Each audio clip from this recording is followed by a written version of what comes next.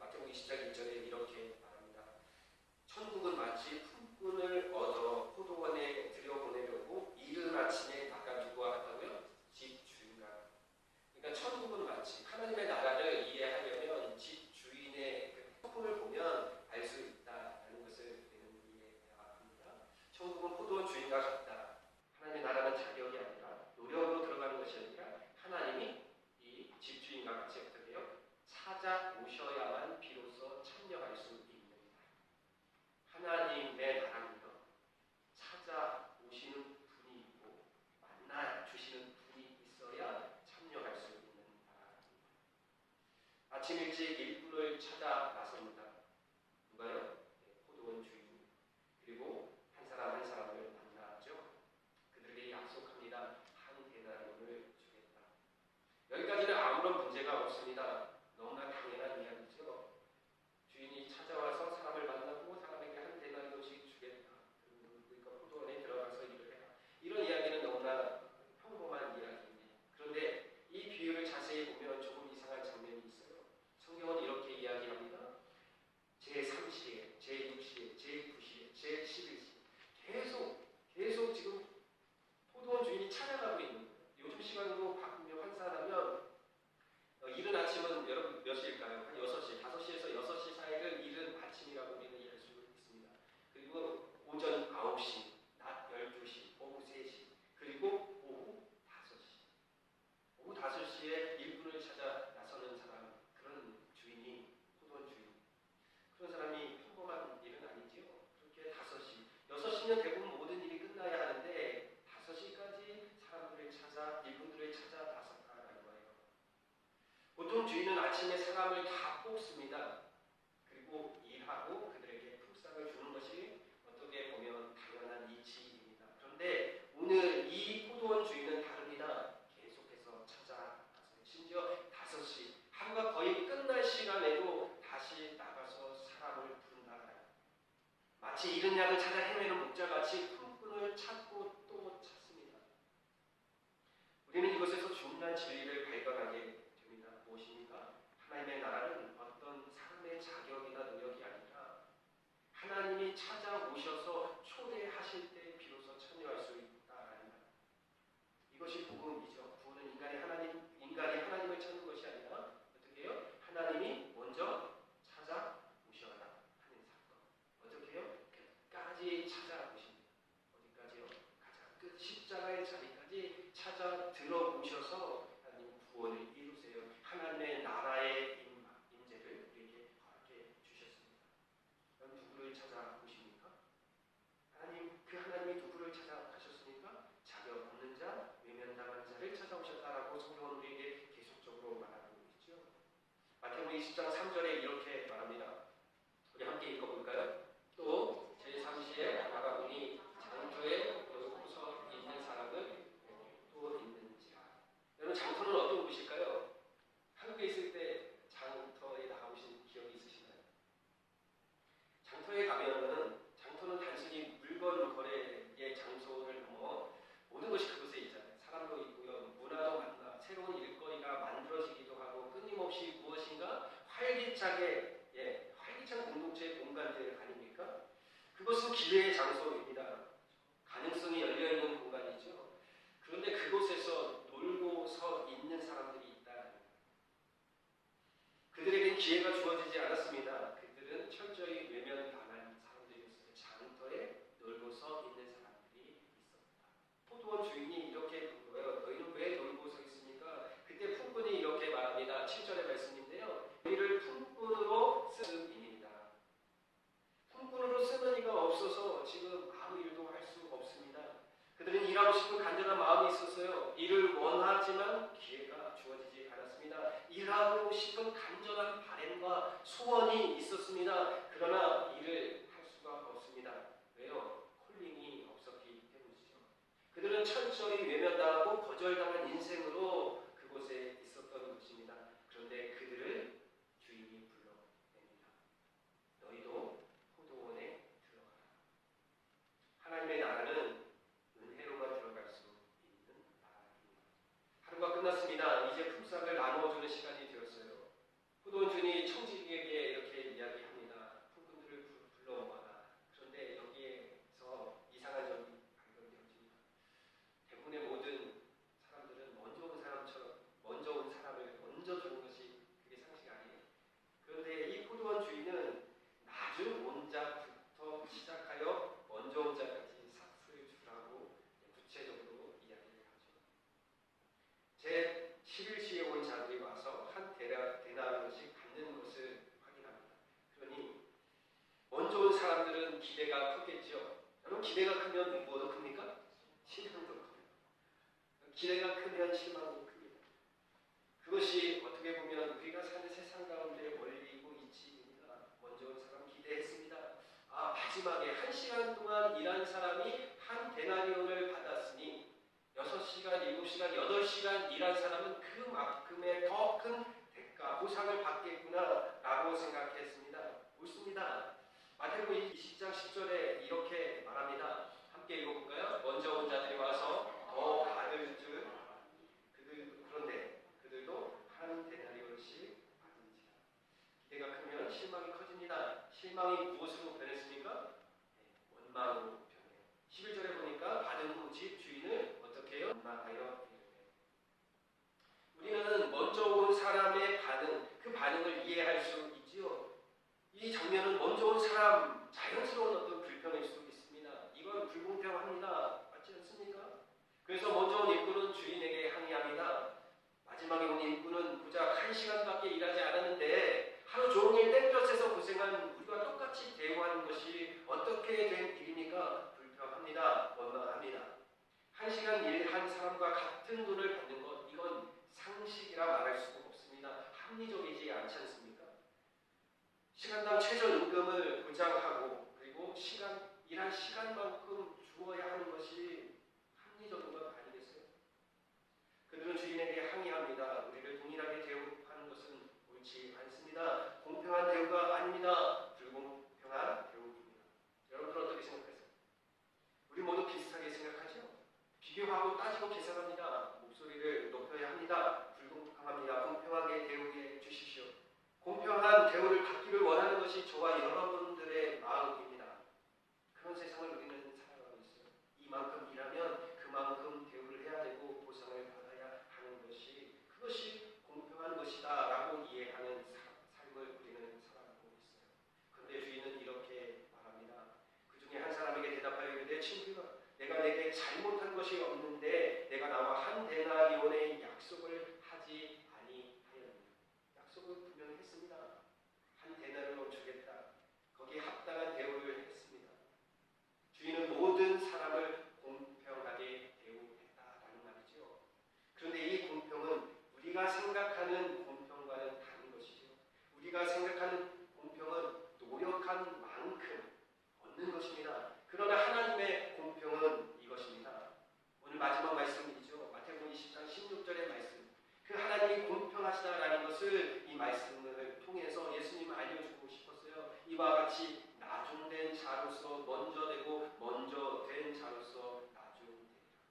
사람의 공평은 같은 시간 일하면 같은 임금, 노력한 만큼 보상 받는 것, 이것은 사람의 공평의 기준 맞습니다. 행위, 성과, 조건이 맞게 그것에 합당하게 대우를 받는 것이 공평이라고 말합니다. 그러나 하나님의 공평은 그것과는 다르다라는 거예요.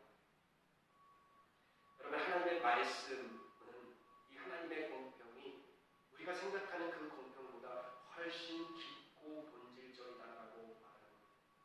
먼저와 나중을 뒤집는 말씀이 아니라 하나님이 공평하시다라는 말씀으로 늘 이 말씀을 이해하시기를 바랍니다. 하나님은 무엇에 공평하십니까? 오늘 제가 서두에 말씀했던 것처럼 이 말씀을 구원이라는 관점에서 이해해야 한다 말씀드렸어요. 하나님의 나라에 대한 관점으로 이것을 이해해야 한다라고 말씀드렸습니다. 이 말씀에는 사람의 노력과 자격이 설 수 없는 공간이에요. 그러니 오늘 이 말씀, 하나님은 무엇에 공평하신가라는 이 대답은 하나님의 나라의 관점에서 해석해야 한다는 거예요. 하나님의 나라에 참여하는 방식에서 하나님은 공평하시다라고 말씀하고 있는 것입니다. 하나님의 선하심이 하나님의 은혜가 하나님으로서는 할 수 있는 이런 답으로 이해되어야 합니다. 하나님의 공평은 하나님의 나라에 참여하게 하는 구원을 베푸시는 방식이 공평하시다 하는 것입니다. 모든 사람을 같은 기준으로, 같은 길로, 같은 은혜로 무엇입니까? 예수 그리스도를 통해서 구원을 베푸셨다라는 이해로 오늘 말씀을 해석해야 한다. 하나님의 공평은요, 우리가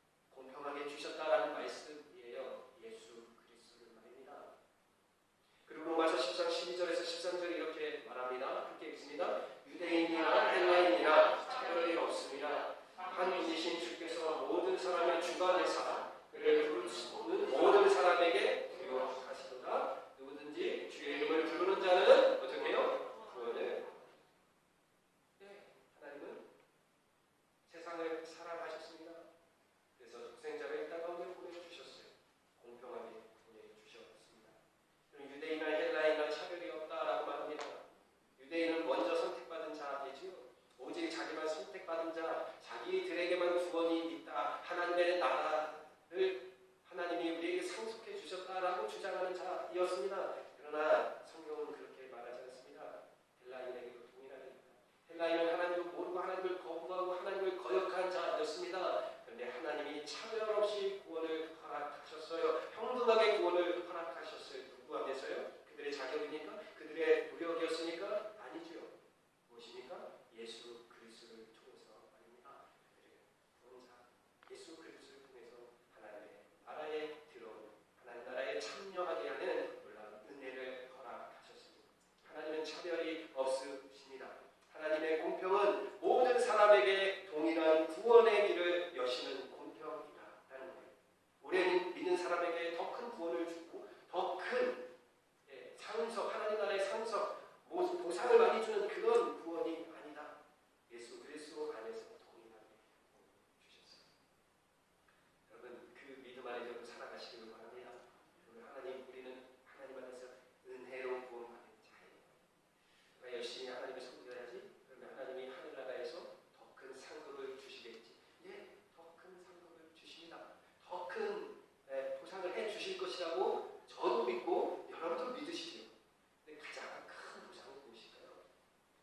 구원받은 것은 예수 그리스도 안에서 구원받은 것은 그게 가장 큰 보상이에요. 그게 가장 큰 은혜예요. 자격 없는 우리를 찾아오셔서 구원해 주신 그 은혜가 얼마나 큽니까? 그 무엇보다도, 그 어떤 것보다도 가장 큰 은혜요, 가장 큰 하나님의 사랑이지 않습니까? 오늘 말씀을 맺도록 하겠습니다. 사랑하는 여러분, 우리는 어떻게 구원을 받아 하나님의 나라에 참여한 자들이 되었습니까? 의로워서, 선해서, 정결해서, 열심히 살아서 그렇게 우리가 구원을 얻었습니까? 더 많은 헌신을 해서인가요? 더 의롭게 살아서입니까? 아닙니다. 예수 그리스도 때문입니다. 우리 모두 장터에 서서 놀고 있는 사람이었어요. 맨 나중에 부름받은 자였습니다. 철저하게 외면당한 인생이었습니다. 그런데 예수님께서 낮고 낮은 이 자리에 외면당하고 하나님을 적극 거부한 자였던 우리를 끝까지 찾아 들어오셔서 만나 주셨습니다. 예수님의 은혜입니다. 십자가에 죽으시기까지 우리를 품어 하나님의 나라에 초대하셔 참여하게 하신 하나님의 은혜입니다. 공평하신 하나님이십니다. 우리를 동일한 은혜로 부르셨고 자격 없는 우리에게, 준비되지 않은 우리에게도 하나님은 차별 없이 공평하게 예수 그리스도 안에서 구원의 길을 여셨습니다. 여러분 그래도 억울하십니까? 여러분 원망이 드십니까? 불평이 나오십니까? 아니죠. 사랑하는 여러분, 공평함으로 우리를 대하시는 하나님을 바라보시는 저와 여러분 되었으면 참 좋겠어요. 먼저 된 자를 나중되게 하시고 나중된 자를 먼저 되게 하시는 그 하나님의 일하심, 그 일하심 안에 여러분 그 구원의 길을 여신 하나님 안에서 예수 그리스도